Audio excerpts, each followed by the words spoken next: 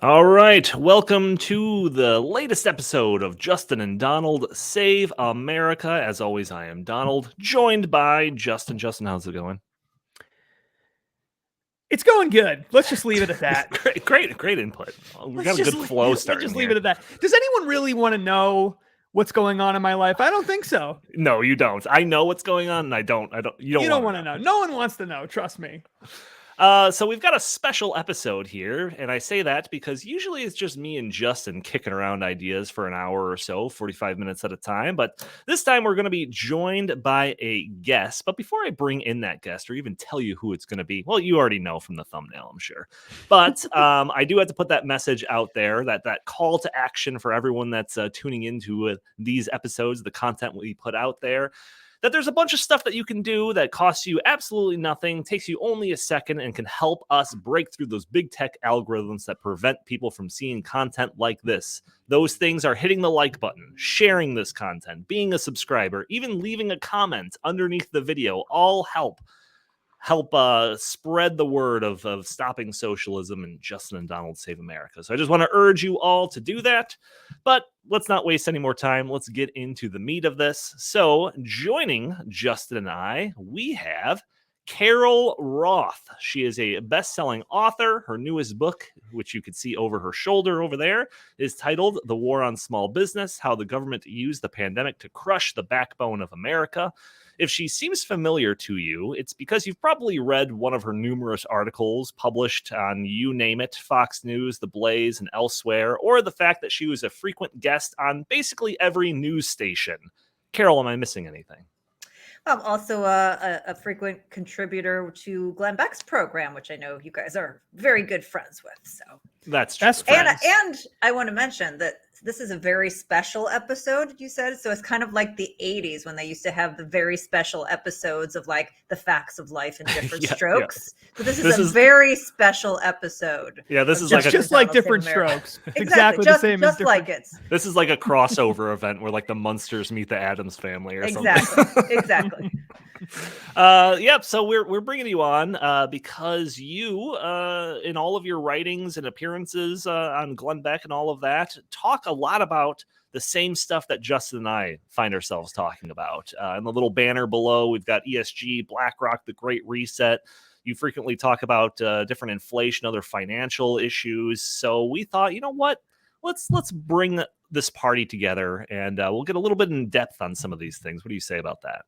I think that's a fantastic idea, and I just hope that we can throw something positive in the mix every once in a while, because like I'm a really optimistic person. I like to have a good time, and I just feel like lately I'm a purveyor of gloom and doom. So like hopefully we can just dig in and find those like silver lining nuggets along the way. Oh, I get that. Yeah, that's actually part of like Justin and I's whole plan for this show. It's like we're always talking about these super dire situations, but we always seem to have a smile on our face while we do it. I don't know if that's insanity or just Yeah, it's the unofficial motto of the show is it's the end of the world and I feel fine. So that's the official motto. I wish we could get the rights for the song, but we just can't figure out how to do that. So that's true. We could, you could sing the cover. That's a great idea. Let's totally. It could be like a Weird Al thing. You could change the words, and you could get Weird Al and the accordion doing it. I bet Weird Al will do it. Bet we could get I bet he would. I bet he would. So I think maybe the first question that I want to throw out there before we get into sort of the more specific stuff is I would just love to know. You know, there's all this stuff that's going on in the news today. There's all these crazy things happening with the economy. Just as sort of a big picture, general, I'm going to put you on the spot kind of thing. What do you think is the biggest, most important, if you had to pick one of the most important issue facing America, let's say today, what would you say is just the number one thing that people should be aware of? So it's sort of adjacent to my wheelhouse, but it has to be energy. because it sort of impacts everything else. It impacts the level of inflation that we're seeing here. It impacts the quality of people's lives and the ability for us to flourish. It potentially can change the entire trajectory of being a first world country. So, whether it's the financial piece, the human piece, or kind of where things are falling apart, I think the energy story sort of touches on everything that is going on. And there isn't sort of a place, whether it's ESG or the financial markets or the global economy or whatever it is, that isn't somehow related to energy right now. Yeah, no, that is something that we talk about a lot, especially on our In the Tank podcast at the Heartland Institute. Energy is the master resource. Everything's built on top of that foundation. And, we just saw yesterday, California issuing a flex alert to not use any appliances that you don't need because they're running out of energy. They might be facing blackouts, and compare that to what's going on in Europe. And yeah, that is definitely one of the most important things going on. It really amazes me because, for all these years, we work for the Heartland Institute, and they're super into energy policy over there. And one of the things that all the energy people have been talking about for years, going back to when Donnie and I were interns. That's how we started there, going all the way back to when we know nothing. And we were just coming into this, learning it all. It's like these predictions about what's happening right now have been made for years. Like if you go down this road, this is what's going to happen. And now that stuff is happening. It's actually occurring. All of the things that they warned us would be going on is now going on. It's crazy. Well, and to that point, sorry to jump in, but to that point, because we just talked about this on the last episode, is like, all the different media outlets that push any climate denialism out. So, all of these articles that are talking about any of these issues, from electric vehicles to renewable energy to anything like that, doesn't include any of the naysayers, because you don't want that dirty climate denialism to pollute your article that you're going to put out there. So what happens is, when we see this stuff happening that we've been predicting, but because we don't get a word in the media, people are caught by surprise. They're not expecting all of these things to happen, even though we've been warning about it for years. It's absolutely insane. And it's crazy because the predictions that have been bad, continue to be out there. I mean, Mark Perry, who I'm a big fan of, has a list of like 50 years worth of climate predictions that haven't come true. Everything from, polar ice caps to Manhattan being underwater to all these things that we do digest, that everybody hears about. And somehow they're never held accountable for the fact that you've been wrong every single time. But now all of a sudden you're going to get it right, and you don't get to hear the other side. And it's frustrating. Back to what you were saying about California, if you take California and you said that economy was a standalone country, it would rank 5th in the world. Okay. So we're talking ahead of India, right behind Germany. Yet, and obviously, we are now some people will laugh at me, but theoretically the most advanced country in the world. We have, the most money, the most resources to be able to do things. We pay a lot of money for the privilege to do things like have air conditioning and, leave our lights on, that kind of stuff. And so to see, this huge economy, and to see this huge country, and also then over in Europe and some of these other advanced economies being moved backward, being moved into a second world or third world scenario under the guise of this is somehow good for you, is just like, it makes me want to like pull my hair out and scream at the top of my lungs. And the people are just kind of going along with it. Like, yeah, no, it's okay. Like, we're going to ration our energy over here. And I'm going to sit in like the sweltering hot heat. And, potentially my grandmother is going to have a heat stroke or whatever, because she can't use her air conditioning. Yet the countries that are polluting the same globe that we could be taking over their production, doing it more cleanly. We're just going to let them produce more because somehow that makes sense in bizarro world. It's so outside the realm of logic and common sense that it frightens me that anyone believes it, let alone that it's driving policy. Yeah, no doubt. And between the energy component of this, and again seeing the book over your shoulder, the war on small business, it's all the COVID stuff that happened, all the response to COVID, all of the things that we did. What do you think is kind of the main driver of like the inflation that we're experiencing? Do you think it's both of those things? Is it some third thing I'm not taking into account? What's your thoughts on that? So, I mean, it's 100% deliberately driven by policy, but it's done in steps. So there are two pieces of this. The first was under the Trump administration, and sorry, all of you who are fans of Trump, you don't like to hear this, but this is the reality of the situation. They came up with 15 days to slow the spread that then the governors went and said, oh, we can do these things. We're going to go act on it. The ridiculous policy that came out of COVID. First, you had the Fed who moved their balance sheet up to $9 trillion, which was just absolutely insane, printing out money from nowhere. That in and of itself was going to cause some level of inflation, but also government policy. You had these direct stimulus checks that went to individuals, and then you had policies that disrupted everything else. It disrupted the supply chain, it disrupted the labor force, and so on and so forth. So that was already in effect. That's piece one. Then you have the Biden administration takes over, and the very first thing they do is they attack energy policy. They cancel oil and gas leases. They decide that they're going to be against the Keystone Pipeline, so on and so forth.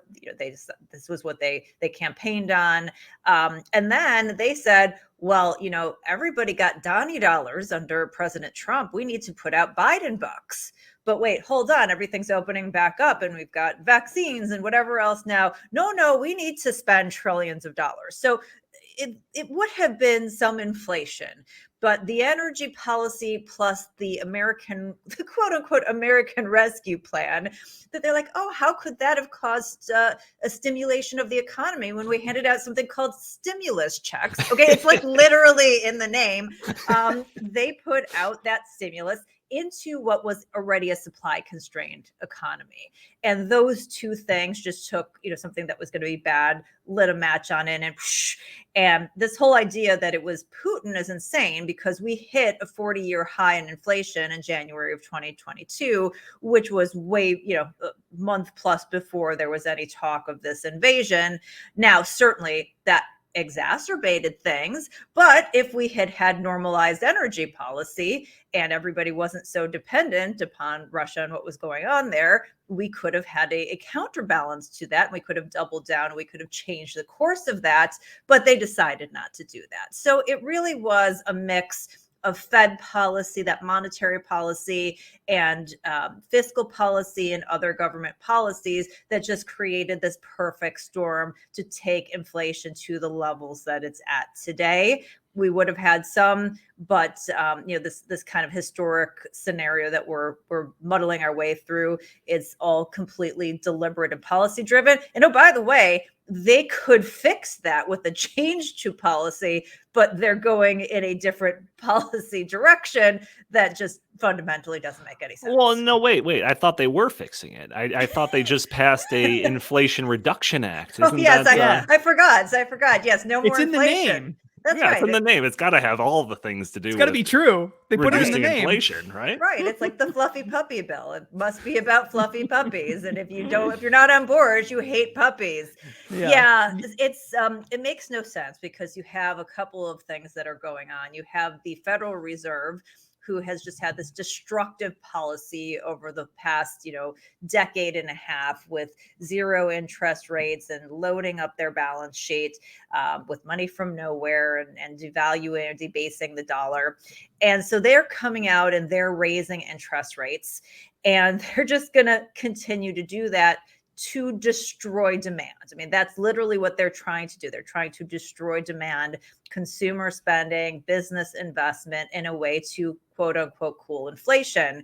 But as I alluded to, the inflation is coming from the supply side. It's not that we have too much demand, it's that we don't have enough supply, but the Fed doesn't have that tool. They can't print oil, they can't print labor, they can't do whatever. So, when you've got a hammer and everything looks like a nail, and that's just what you're doing. So they're trying to do that. At the same time, the government is adding to spending, trying to stimulate the economy through government spending. So those two things are at odds. And then the Fed's policy is sort of at odds with what's going on naturally. There is natural demand destruction because inflation is so high and because of what's going on around the world with a potential global slowdown and maybe even a recession. So that they're getting sort of that natural help. And so like everything is just going in a completely bizarre direction. The right hand's not talking to the left hand. And the likely outcome here is that we do see a protracted global recession that just ends up not necessarily quelling all of that inflation for some time, but eventually doing it on the back of, more people being out of work, businesses going under, and a lot of, kind of very sad things for the economy. So you say, sorry, Justin, I have to ask this question. No. So you say that these things are like policy driven and all of this. I obviously I believe all of that as well. Is this out of ignorance? Do they just not know better? Is this just aimlessly going after their agenda? And these are just we didn't know that this was going to result? Or, do you think that there's something a little bit more nefarious going on here? So this has been, the question since I started doing the research in early 2020 for the war on small business and kind of following all of this policy. There's no doubt that some of this is just, central planning doesn't work. Right. And no matter, even if you had the smartest people in there, and I think we can all agree that we have nowhere near a smart person anywhere near there. But even if you did, they just don't have the same tools and resources to sort of replicate what was going on in the broader market. And so some of it is, stupidity or, hey, I'm just going to grant favors to the people I like. And, whatever the consequences are for everybody else, like I kind of don't care, that picking of winners and losers that we've been seeing, on a very steep level for a long time, but really on an accelerated basis for the past few years. But based on my research and seeing the same names pop up over and over again, and the level of interconnectedness, like I'm sort of like, one time it's a coincidence, two times a big coincidence, although Seinfeld said there is no big coincidences, but that's a separate thing. After like several amounts of times, it's like, yeah, this isn't a coincidence anymore. This is coordinated. So there is no doubt in my mind that you have this confluence of sort of late stage, empire central planning factors meeting nefarious bad actors who are taking advantage of it, or at least taking advantage for their own benefit. So, whether you say it's intentional or deliberate, like we're kind of splitting hairs. Sure. But I do think that there is that deliberate component here, even though I don't think that everybody is involved in like one big master plot or anything. Right. But they are, being led or being given, scraps, and they may not even realize that they're part of these useful idiots, but they're being utilized to get us to this point because there's just no other logic for it. I mean, the scope of things, there's no doubt there has been an infiltration across the country. You don't get in a scenario where we're moving backwards and we're going to be like rationing energy on an ongoing basis just from idiocy. Eventually that self-corrects itself. There's somebody standing in the way going, nope, we're not going to change this. We're not going to change this. Yeah, I don't know. I have a theory that's kind of like an overarching theory of what's been going on for the past 10 years or so, maybe a little bit longer, that kind of relates to all of this. I want to know what you think of it. So I think if you go back to the Occupy Wall Street movement and all of that, and the very sort of anti-Wall Street, anti big corporations thing that was really been in the bloodstream of the American left for a very long time, but suddenly seems like it just doesn't even matter anymore and none of them care. I mean, I know that they say they hate the big corporations, but they're all in bed with them now. And the big corporations, most big corporations in the United States have gone so far to the left, they're basically indistinguishable from like left-wing activist groups at this point, right? On a lot of issues. Like you could name the corporation, they've advocated for some left-wing cause that they have nothing to do with. You have airlines getting involved in Georgia election integrity laws as if it has something to do with their business model. I mean, we expect big corporations to lobby for their own stuff, Right. but for other causes that have nothing to do with them, that's just insane, right? So now we've seen this like this sort of combination. And what I think has been going on is sort of beginning with the Occupy Wall Street. I think this money printing thing has been going on for a very long time, going back well before that. And I think big corporations and big banks and financial institutions realize that as long as interest rates stay low and it's easy to get access to capital, it's cheap to get access to capital and easy, they're going to make money. They're going to make money. No matter what happens, they'll make money. Everyone will make money. And stock prices will continue to rise over time. And as long as they keep printing the money and they keep the interest rates low, everything will be okay. But that doesn't solve the problem of, well, you know, the right doesn't really like us if we're pursuing these kinds of goals and big subsidies from governments and all this other stuff. And the left hates us because we've got lots of money and they don't like that. And they want government to have all the power, not us. So I think there was a point in time where a lot of the leaders in business and in banking and other things decided, you know what? We got to go with one of the, right now, everybody hates us. Everyone hates us. We have to pick a side. And so we're going to pick, I legitimately think they sat down and said, we're going to pick the left. We're going to go with them because we can buy them off, I think is the theory, right? We just throw lots of money their way or we pay lip service to their causes and we'll buy them off.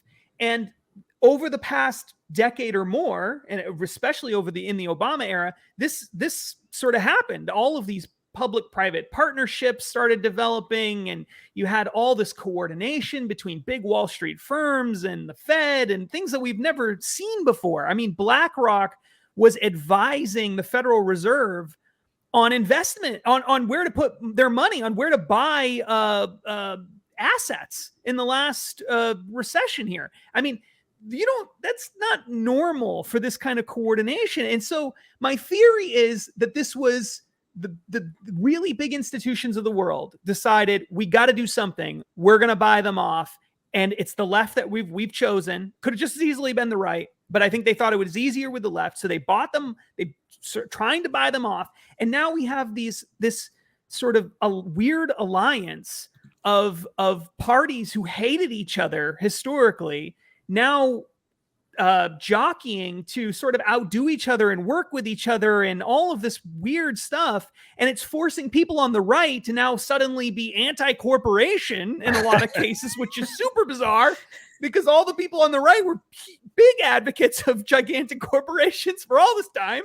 And it's just causing all kinds of madness that we're just not used to. So that's my overarching theory of what's been going on. And I think that this is why we've seen interest rates stay, part of the reason why we've seen them stay so low for so long, and why big corporations are okay with it, why the left is okay with it, because I think they both realized, really low interest rates, lots of money printing, big government subsidies actually benefits both of us. So if we can we both will get what we want if we just are all on the same page. Do you think that this kind of makes sense, or is this just, I know it's simplified, I get it. Yeah, so I think you have some good things there, and I'd offer up some tweaks. So there's this like weird connection. If you go back and you look at the Fed chairs, and you look at Wall Street, and you look at some of these big corporations, and you look at government, there's this kind of like weird revolving door where like everybody kind of like starts at Harvard and then they end up in the Fed system and then they end up a treasury secretary and then they go run a private equity firm. I mean, you can go look through all the biographies and just go, oh, that's weird. That's kind of a strange thing.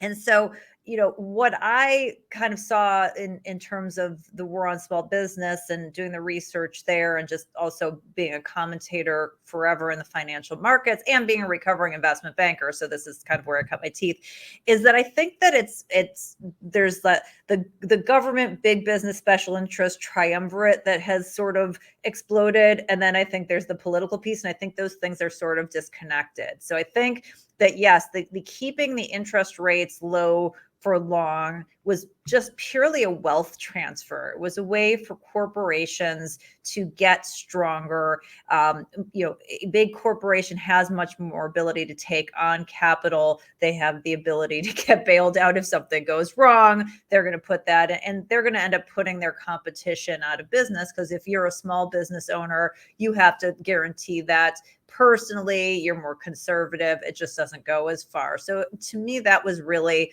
a wealth transfer. When people say, oh, we didn't have inflation after the Great Recession financial crisis with these low interest rates, we absolutely did.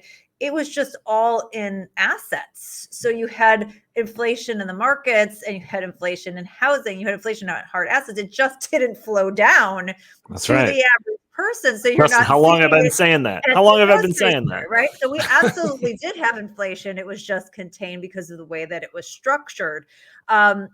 So I really see this as a giveaway. And I think the reason is that it's much easier for big businesses and big corporations to benefit each other. They're a handful of them, 20 some odd thousand. They're much easier to control. They've got the money to pay the lobbying dollars and to support the campaigns. And so they just find each other very useful. And so I think that is all happening. And it's a thing. And as you said, Steve Mnuchin, the Treasury Secretary under President Trump, is the one that hired BlackRock. And, everybody had this outrage, like, why are you hiring BlackRock to administer what's going on and advise the Treasury and whatnot? So it's not necessarily a Republican or Democrat thing. Like, it's a government thing. And if you get in that place, I think that happens. So I think there's that piece of that. Then there's the kind of like go woke corporation piece.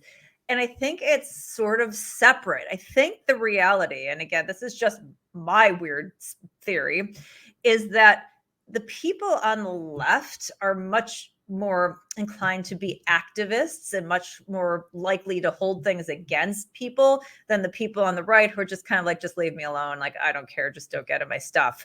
And CEOs are very much into minimizing risk. Like, you would think that they're risk takers and allocating capital. They're not. They're literally just trying to manage their business from quarter to quarter to get a pat on the head from Wall Street and exercise their stock options and whatnot. They're highly risk averse.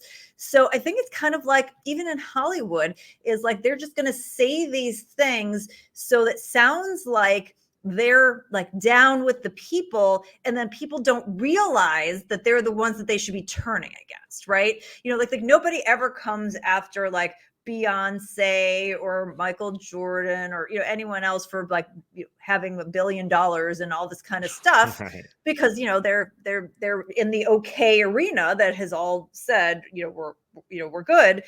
Whereas if you're a corporation that's not down, like you're a target. So I think it's like that limousine liberal thing is like, boy, we better give ourselves some cover and show that we're good people, or else they're going to figure out we're not and come after us. So I think there's sort of like more of that going on that's sort of separate from the alliance with the Democrats, kind of at the level you were talking about. I don't know if that makes any sense.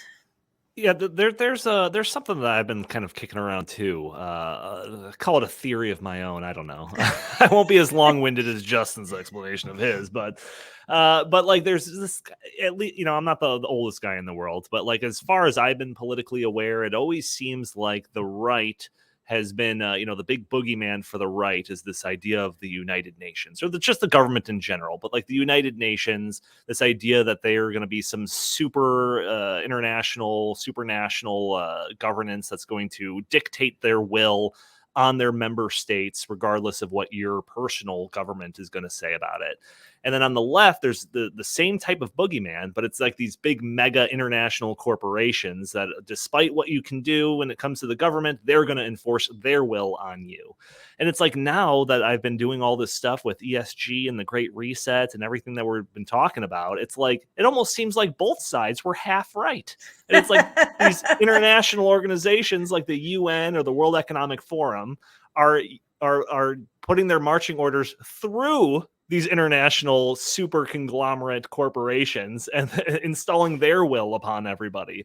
So it's like this weird mixture of both of these ideologies. You would think that this would be something that could unite both the left and the right, but I don't know. What are your thoughts on that? Yeah, so it's interesting because I also have been doing a ton of research on ESG and, Great Reset and all these kinds of things. And it was very interesting to me to kind of trace it back to the UN, because I kind of came into politics in a very different way, kind of through the financial angle. And I never really knew any of this stuff. So I didn't really realize, I just thought the UN was a joke that everybody made fun of. Right. And then I kind of start peeling back the onion and I went, oh my God, like it all ties back to UN and then the WEF. And it's just like, again, the same names that keep popping up over and over again. So I do think that there's something there. And I think that's where the handful of bad actors sort of infiltrate the people who are just trying to do their thing and going, oh, well, I don't really believe what they're saying, but if we use this, I bet it would be good for PR, or I bet it would be good, or yeah, we'll just stick this on our website. They don't even know what it means. And I even believe like the World Economic Forum, like I was a useful idiot for the World Economic Forum. Like when I first started being in sort of like the influencer sector, I had a fellow person who had a blog who said, hey, this thing called the World Economic Forum invited us to come, watch their big event in New York. And all we have to do is like tweet about it. And I was like, oh, that sounds interesting. And I mean, they had like speakers that I knew that wrote business books, and it seemed fine. And like, it didn't seem like there was any issue until like a few years later when stuff started popping up. And I'm like, the heck is this? So it's like they pepper like the crazy stuff in with like a lot of like normal stuff. So you're kind of like, wait a second, like where am I? You know what I mean? Where it's like, you got the front of the store and there's like a drug ring in the back, but you didn't know that there was the drug ring. You're just like, I'm just here to buy some shoes or whatever. So yeah, So I think I'm pretty sure they have the same tactics used by the Church of Scientology to get their members. I think it's very, very similar. You bring them in, they have no idea what's going on. They just had some friend from Hollywood who invited them to a party one time. And then before you have to put your hands on like these, metal things, and all of a sudden, but I still think, because I know I've had conversations with CEOs of public companies who have like ESG, and I'm like, do you even know what that means? Like, no, I have no idea, but it's like a thing. And my, human resource person or whatever person told us to put in, a DEI person told us to throw it on, and I don't want to get in trouble, so we're just throwing it on. So I think that like there's a large percentage of the people who are like espousing stuff, and they have no idea that they're like spreading this horrible like cult gospel. Like they don't know they're in the cult. They really don't. Yeah, I've always mentioned how there's almost like a stratification of everyone that's involved in this. Right. This isn't some like everyone goes to a secret meeting at some time and gets their talking points. I do think that at the very top, there are the true believers, and that's like the Klaus Schwab types and the people at these Davos events or whatever. Yes. And whether or not that true belief means that they think that they're saving the planet, or that true belief means that they don't think they're saving the planet. They're thinking they're tactics. Shaping the planet, right? Designing the future. We're going to put our will. I mean, that man is nuttier than a jar of peanut butter. I mean, it's yeah. But then the level below that, when we're talking about these big corporations, and to the same point about like the virtue signaling and all of that, I think they're all signing on to this because they know that this is the path that they have to take if they're going to stay competitive, if they're going to stay profitable. They have to play this game that's being set up by all of these other people. And I've described this ESG system. Anyone that's watching this show is probably familiar with ESG and the Great Reset, social credit score aspects of all of this stuff. That this is just like the largest, cronyist system that's ever been devised by man. It's corporate social credit is what it is. It's a corporate social credit system. Yeah, so That's what that I it's call it. just, they have to play these games, whether or not they believe in the true believing stuff, the rhetoric that comes from the Klaus Schwab types. It doesn't matter. They know they have to play this game. They know they have to have a high ESG score if they're going to continue to get the investments coming through, or the next round of stimulus money from the government, or you name it, infrastructure deals, anything like that. They have to play this game. So I think that this is just the biggest cronyist system ever been devised by man. So would you concur with that assessment of it? And B, where does that leave the small businesses? How do they factor into all of this plan? Yeah. So, the whole thing, I would like to see more of a takedown. First of all, I'm sure you found this in your research, but we as a country fund the World Economic Forum. Like, we give them our taxpayer dollars, which is infuriating. The companies that you give money to all belong to it. So they're funding. So they've got like this multi-$100 million, I think it's $300 million operating budget that comes like in large part from us to have people working against us, which is insane. And I do think that we need to, make it more taboo and to tell companies like, you shouldn't be associated and we don't want our tax dollars going there. And this is insane. And they should not be having a say on policy. Because I do think there are a lot of people who probably, CEOs and high level executives, they're like, these guys are weird, but they throw a great party in Davos and I want to go like see, and these other competitors that I don't get to see anytime. And it's a great boondoggle. So whatever. And they just kind of go along with it, that if there was more pressure on them, that like maybe they wouldn't do that. So I think that that's just a horrible scenario. And then what was the second part of that, or was that the whole part? Well, I'm just wondering, how because all these big businesses that are a part of this, they like establish their little arena, right? And then they're getting all the high the small ESG business, scores. Yes. They've staked out their area, and I just Yes. wonder where small businesses fit into the equation. Yeah, they don't fit into the equation. And that's the problem. 99.9% of all businesses in the entire world are small businesses. In the US, it's something like 32.6 million at this juncture. And they're super independent and they're hard to corral. And so, even though before COVID, they accounted for about half the economy, about half the GDP, and half the jobs. They're just not useful to these big folks who are trying to push policy and shape the world in their vision. And, that's why I believe the decisions that happened in COVID and are still happening, small businesses are really getting screwed over from it. It's pretty crazy when I talk about this, how many people have completely changed the reality in their minds. Small businesses, by and large, were the first that were shut down. And again, it wasn't all of them, but probably a good third of them that were shut down first. They were shut down the longest. Yes, there was this mess of a PPP program, but it was supposed to be for the subjugations of their rights, right? The government took the property and said, you can't use this for social good. And so they needed to be compensated. They got nowhere near the level of compensation for the subjugation of their rights. And because the PPP program was designed in a way that was such a mess, a lot of that didn't go to the smallest businesses. We're hearing now, a very large portion of that, I think somewhere in the neighborhood of 10, or maybe it was even more percent, was fraudulent. It went to a bunch of, connected celebrities and big businesses, public companies, people in government. So it really didn't get to the people who needed it. And frankly, it was a fraction of what was spent in terms of the overall COVID relief.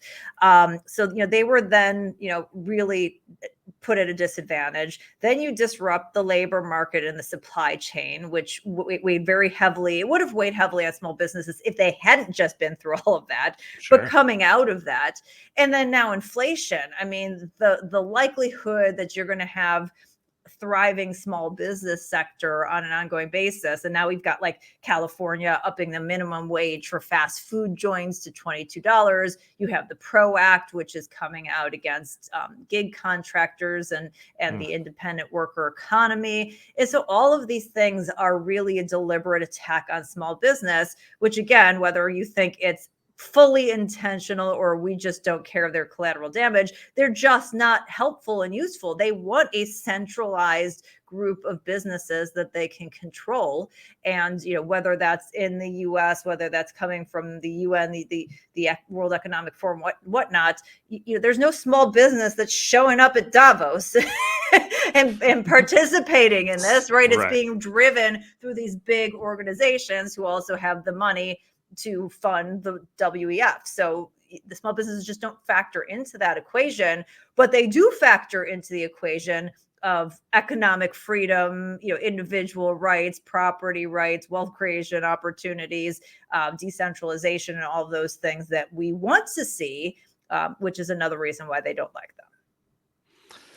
Yeah, I don't know. That seems to be, I mean, the kind of the more practical ramifications of all this ESG stuff is just like the forcing out of small businesses. I think it really got a kickstart during all the COVID stuff that you're explaining. My heart goes out to like these restaurants that were trying to open like the month before all these lockdowns. It's just it's absolutely terrible stuff. The thing that was so just insane about it was, and I think if you're a small business owner, first of all, if I had been a small business owner, I would never be a small business owner again after what happened. Yeah. Because how do you know this won't happen to you again? I mean, there's just no guarantee. But the crazy thing about it was the rules were so obviously not designed to actually do the things that they say that they were trying to do. So the best example was, I lived in an apartment in North Carolina, but in a sort of an urban area. There were coffee shops everywhere, tons of coffee shops everywhere. Couldn't go to any of them. Wasn't allowed to go to any of them. Couldn't even have 4 people in it. Wasn't even allowed to, like, social distancing. Couldn't even go in there, right? And do a lot of these places.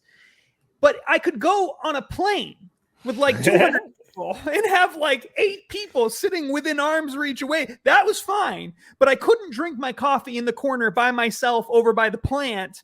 That was not okay. I couldn't do that. And so it was like, it was so obvious that they just either, like you said, either they just were trying to destroy all these businesses, or they just didn't care that they were destroying all these businesses, but we couldn't shut down the air travel. We could, God forbid we ever do that. Well, I've got a worse one for you. So, I'm in Illinois, and, a couple of years before COVID, it was not legal to have cannabis. You could not sell cannabis. And then the state granted all these cannabis licenses, and they were making a ton of money. And so, if you had a weed shop, you were essential, even though you weren't even allowed to be open. You were illegal a couple years before. But like, mom and pop business selling whatever, staples that they needed to sell had to shut down. Right. I mean, yeah. Or like you could get your pet's nails groomed at PetSmart, but you couldn't get your own nails groomed at the nail salon. I mean, it was just so not based on any data and science. It was completely based on political clout and connections. And the fact that you still have people who are arguing about that really makes me want to punch them in the face. Yeah, I hear you. It's just incredible. And then the fact that it disappeared basically overnight. All of a sudden it was like, why it disappeared, right? So I was on the plane the day that it happened. It disappeared because we decided it wasn't going to happen anymore, and a judge stood up for it. I was sitting on a plane when the judge said, you do not have to wear masks on planes. This is not a thing. And literally I looked at my phone and we went like this. And it was clear that the flight attendants had seen the news, but weren't going to make an announcement, but they also weren't going to say anything. Yeah. And as we walked through the airport, it was like half the people had gotten the memo and half the people hadn't. But it was literally, we just decided it was, if that hadn't happened, if we were just like, okay, well, we'll go along with it, and nobody had challenged it, we would still be dealing with that right now. Mm-hmm. Probably right. I want to, real quick, before we move on to something else, I wanted to briefly touch upon ESG and small businesses, because this is something that just came up recently for me. Are you familiar at all with Moody's Analytics? Sure, they have I know you're familiar with them, but they have a ESG score predictor. Right. Yeah. Have you by any chance ever used this? or because the thing that I've read the white paper for it. I've been trying to get access to this ESG score predictor for like a year.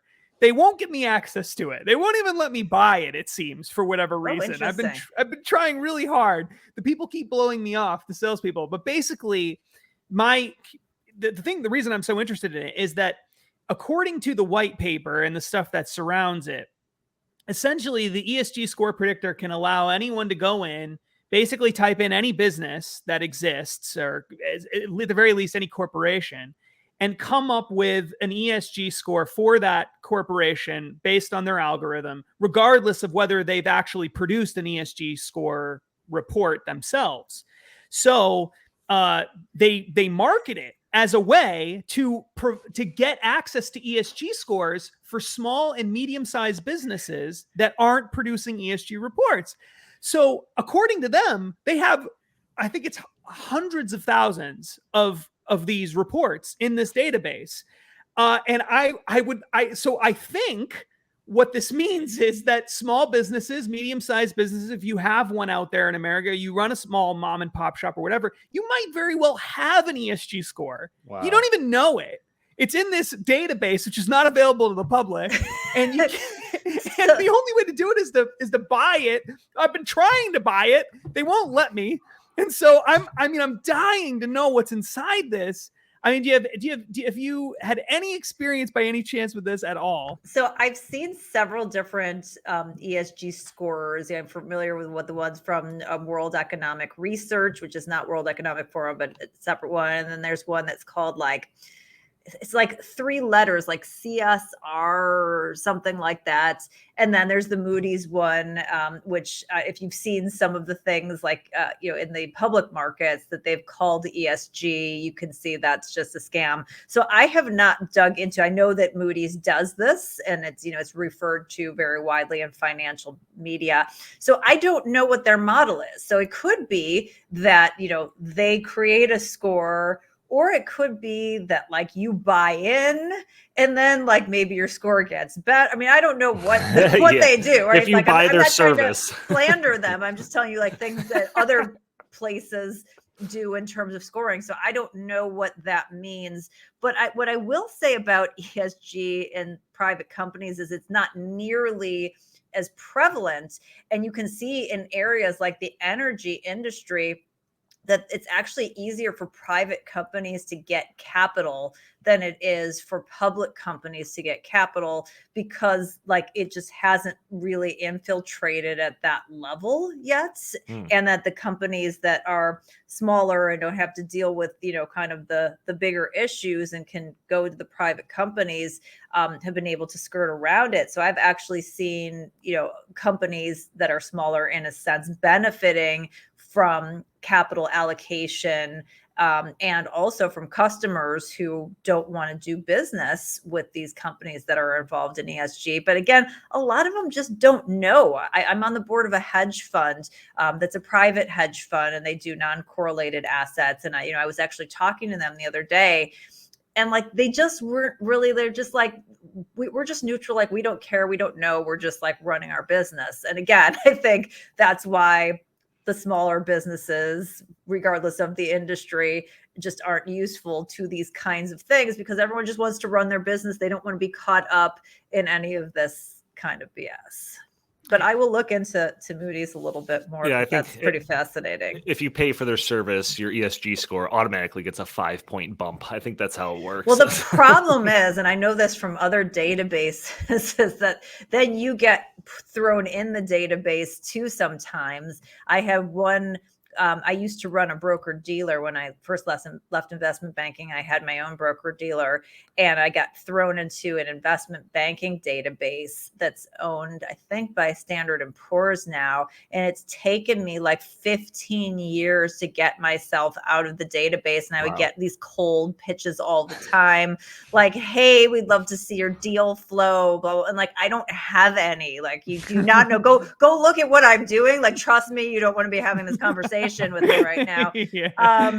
So that's interesting, but I will have to look at it. The way that it's sold is, the whole point of it is to be able to get access to a completely algorithm created ESG score for any other business, not for your own. So they probably crawl the website, right? They crawl the website, they look for keywords, they look at what industry, and they just I mean, that's the problem with this, is it's all made up.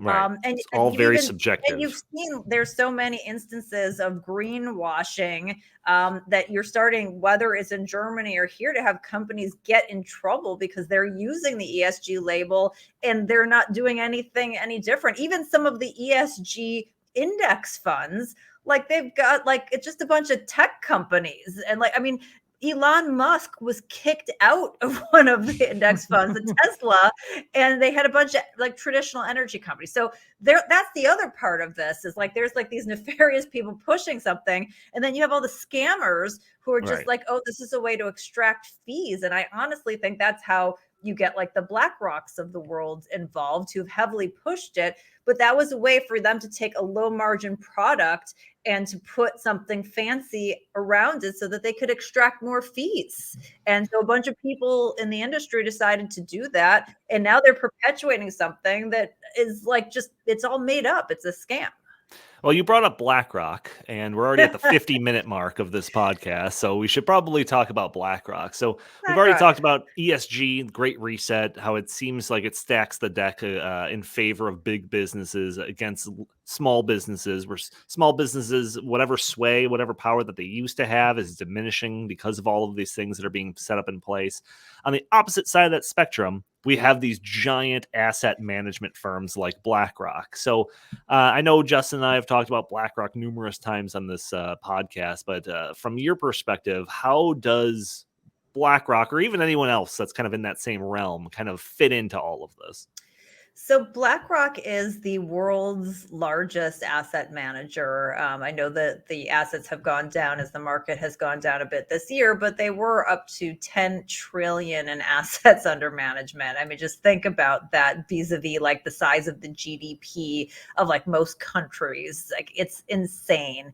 And them, and then the two other big ones, which are Vanguard and State Street, if you look at the three of them together and you look at sort of like the proxy votes that they account for, I think it's something like 40% of the votes. So if you look at any publicly traded company, you're probably seeing one of those three, if not multiple of those three, as the largest shareholder, because they just have so much capital to deploy. And like anything else, you know, it's as you get big and you get, you know, that much clout and power, like you have a lot of power. And, you know, as from the Spider-Man franchise, from the Spider-Man franchise, you know, with great power comes great responsibility. And in my opinion, they have not been taking that responsibility seriously. They've been very destructive with it. So if you look at sort of all of these different things, like anything you think of, and you kind of do like a trace back, like almost every time I seem to find like BlackRock somewhere in there. And again, in a sense, it makes sense because, right, they just have so much capital and they have to deploy it and they have to be everywhere. But there's a giant downside to that, which means that, you know, they can shape whatever's going on. If we look at what happened in Sri Lanka, right?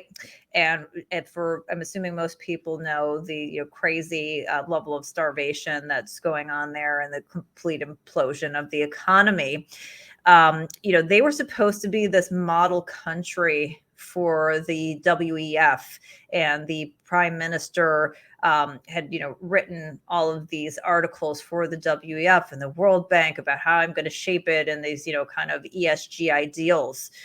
But, you know, that was somewhere around like 2016, I think, when you had that first piece come out in the WEF. If you go back 2 years before, 2014, BlackRock was talking about Sri Lanka as being a really interesting investment opportunity. Wow. And it's like, you know, I just like, again, coincidence, but like, why is it that every time I go to like dig into something, you end up having BlackRock there? And, you know, again, that may just be a coincidence, but there's just a lot of things that just don't sit right with me. And so I do think Larry Fink has been a big vocal advocate of ESG.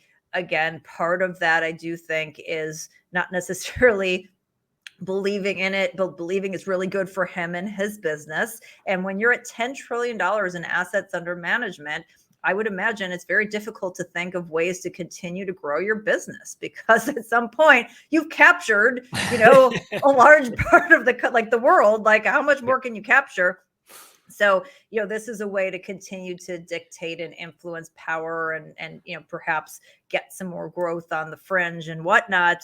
And, so we saw BlackRock touting China.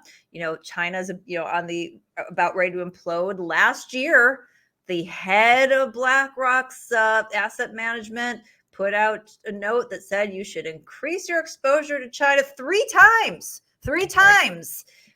Now, at the same time, they had just gotten they sort of got the first, I don't know if you want to call it license or approval to run mutual funds in China. So again, could be a coincidence, but doesn't seem like one, and really bad advice if you look at what's going on. And a lot of this was very predictable, and I said so at the time. So yeah, I just feel like because they have so much money, and it's weird, we get, all these calls to break up big tech and break up these big companies, but nobody has called to break up these big asset managers. Right.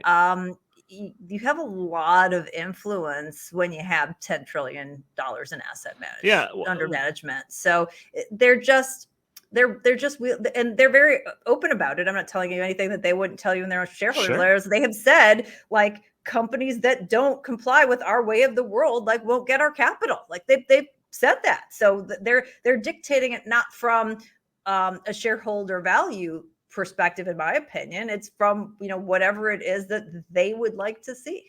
Yeah, one thing that does come with the benefit of them being so large is it does give us a good starting point to look into some of these things. It's got BlackRock's name on it. We should pay attention. But they're everywhere. Where do you start? I thought you were saying it's a good villain to rail against. Right. That's why we are constantly updating and working on books all the time, is because it never ends. One of the things that you see these stories about that do kind of catch on sometimes when it comes to BlackRock or even Blackstone or some of these other investment houses is the idea that they are buying houses. Literally, they're going around and they're buying houses in mass. This has been a story that's surrounded all of this stuff. The World Economic Forum, Great Reset, all of this idea with BlackRock and them going around and buying entire neighborhoods and stuff. So have you been paying attention to this story? Because I'm very curious about it. Very much so. So this is fascinating. During the Great Recession financial crisis, 2007 to 2011, there were 4.7 million homes in this country that were foreclosed upon. I mean, just insane to think about. Prior to 2010, there was no institutional capital in single family renting. There was none. Literally, this market didn't exist. So coming out of the backside of this foreclosure, these boom and bust cycles are actually really good for people who have a lot of money, because they have the ability to take advantage of the busts and then ride the way up to the booms. So this whole sort of new arena was brought about. And like you said, BlackRock, Blackstone, JP Morgan, Goldman Sachs, Capital One, they all put funds together. And it's not like they personally are going out and buying up these homes. They are funding these, institutional buyers that, so they're providing the capital for the purchasing of these homes. And so now, coming out of the Great Recession financial crisis, when you have a market that is underbuilt by 4 to 5 million homes, I think it is, or maybe it's 5 to 6, but somewhere in that range. And there's a ton of competition. And then you've had, these long period, decade and a half of basically negative real interest rate capital. They're going out and they're competing. And because they're renting, they're going to just do a quick makeover and rent it out. they don't have to see the homes. They don't have to do an inspection. They're just trying to get their hands on as many as possible. And so if you are sort of the average American and you want to compete, it's very difficult to compete with somebody who's got all cash and has, no nothing that could potentially hold up the deal. So you have all of these people who are touting ESG, and the social component of that is being good citizens and, promoting low cost housing and blah, blah, blah. The part they didn't tell you, it's low cost housing that benefits them, that they own, and then, taking that opportunity away. And what's really staggering is if you think about households, the number one component of household wealth is a home. Right. And if you think about the breadth of it, so in terms of what most households have in terms of wealth, most of them have, some sort of like money in the bank kind of thing, checking, savings, CDs, then a vehicle, which is, a depreciating asset, but, whatever, you still have some equity in it, and then a home. So this is a big tool for wealth creation in the United States. And then because of, basically this engineering that's happened by policy, now you've got institutions who are competing with you for the American dream. Right. Yeah. I mean, I think like your average person, your average American citizen, especially in the last 30 years, they might not think that they're going to like own a business, they're going to somehow own a business in the future, run their own business or something. It's obviously something that people should pursue, whatever. But I think your average American still today thinks that eventually I'll own a home. And it's just like now when you're seeing these just like thousands, tens of thousands of homes being bought up by these things, like these are the actual assets that people might realistically own one day, and they're all being bought up by these mega corporations that are completely in line with ESG and the Great Reset and stakeholder capitalism, all of that. And I think that's why this story resonates so much. It's something that like really might affect you one day. So it's and there, the more money to be made, the more capital is going to be behind it. And the worst part is, so if you go through their annual reports, and there's kind of three big players, there are a bunch of them, but three that are publicly traded that I focused on: Tricon Residential, Invitation Homes, and American Homes for Rent. And if you go through and you like see the thesis that they're trying to spin, they're trying to say like, oh, people love the convenience of like not having to own a home. No, people literally cannot afford the down payments, the property taxes, and the ongoing payments. So they're making that substitution. But given the same pricing choice, they would much rather own the home. Of course. And so, every sort of thing that is a sales factor for their business model is a personal dig at the wealth that you as an individual can create. And it's pretty scary. It's pretty scary. Yeah, no doubt about it. Justin, we're already over an hour. Do you have any parting thoughts or last minute questions, anything like that? I have so many, but I don't think Carol's gonna be able to. Well, we can do it. We can do a part two. It was a very special episode, so we could like break it up into pieces, and we can do another. All right, fantastic.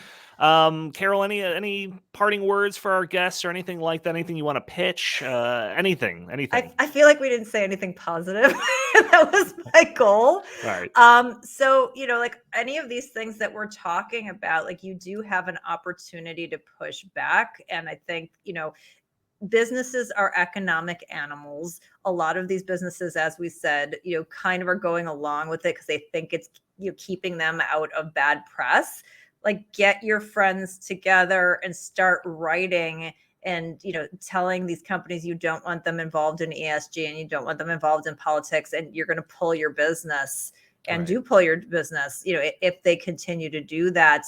The same thing on the home front. There are homeowners associations that are looking into limits. You always have to be careful with that because you don't want to completely, close off every opportunity. But maybe it's something that your housing association has to vote for. And if you start seeing there's too many of these corporate buyers coming in, and everybody's hasn't exhausted other options, you try and push them into other options. But there are ways to fight back against these things. For whatever reason, I don't know why there isn't sort of the desire to push back on financial issues. Like I never see like the March for Our Homes or like the March against the Fed or like these things that are like the That's foundation. a genius idea, by the way. No, I mean, why is that? Like all these causes, like this is the one that like should unite everybody.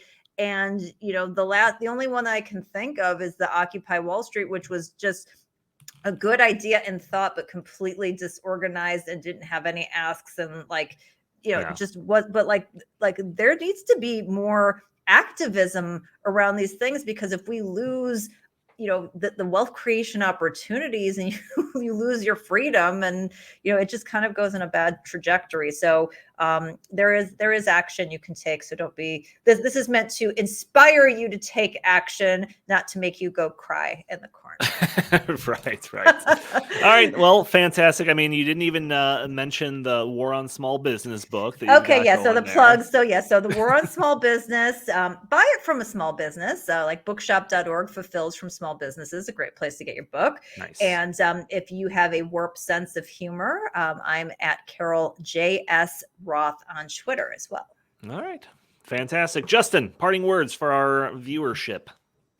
No parting words other than, don't even follow me. I'm done telling people to follow me. I've given up on that. So all right. Just join us next time here on the channel if you're interested in seeing more of this fine content. Just don't expect it to be as smart as it was today, because Carol's not going to be here every week. So you're stuck with us. But thank you, Carol, for being on the show. We really appreciate it. As we told you in the lead up to this, we are just a couple of nobodies trying to save the world, and you're a lot smarter than we are. So thanks for joining the cause today and helping us out. It's just because I've got better hair. That's really all I've got on you guys. And I take offense to that. I love the reverse psychology. Don't follow me. Just do whatever you do, anything, but don't follow me. Yeah, we used to have a hashtag unfollow Justin on Twitter, but we don't have that. That's true. Don, you have lovely hair too, but it is hard to compete. That's right. All right, audience, thank you for tuning in to this episode of Justin and Donald Save America. Like I said at the beginning of the podcast, you can do a couple of things that help us break through those big tech algorithms that prevent content like this from being shown to more people. And those things are very easy to do. Just hit that like button, hit that share button, leave a comment underneath the video. It doesn't cost you a cent, only will cost you a couple of minutes, but it'll help us out greatly. All right, that'll do it for us. Make sure to tune in next time.